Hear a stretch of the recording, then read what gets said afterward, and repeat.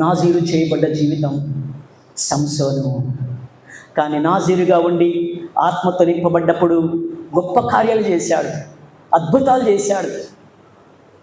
300 నక్కలు పట్టుకొని వాటి తోకలు ముడేసి దివిటీని కట్టి ఫిలిష్తీయుల యొక్క తోటల్లోకి పంపించేశాడు. అట 300 నక్కలు దొరుకుతాయా? పెద్ద గేటు ద్వారం అన్నటువంటి ఆ యొక్క గోట గుమ్మం గేటుని అవలేలుగా ఓడబీక్కొని భుజాన్ని వేసుకొని వెళ్ళిపోతా ఉన్నాడట. సింహం ఎదురొచ్చింది, దాన్ని కోడి పిల్లలు తీసేసినట్టు చీల్చి పడేశాడు.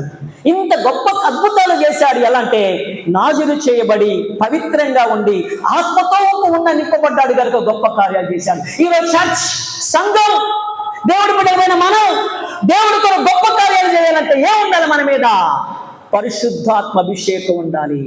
అది ఎట్టొస్తుంది? నాజీరు చేయబడ్డ వాళ్ళంగా, ప్రతిష్ఠ చేయబడ్డ వాళ్ళంగా.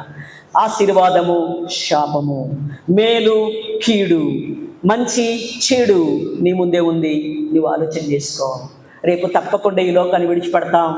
మరణం తప్పకుండా మన కొరకు ఎదురు చూస్తూ ఉంది. మరణం గుండా మనం పరలోకం చేరి మన పితరులను ఈరోజు సమస్త పరిశుద్ధుల ఆత్మను గుర్తు చేసుకుంటున్నాం. వాళ్ళని కలుసుకోవాలంటే ఇక్కడ పరిశుద్ధంగా నాజీరు చేయబడే జీవితం కలిగి ఉండాలి. చిన్న బిడ్డల వంటి మనస్సు కావాలి.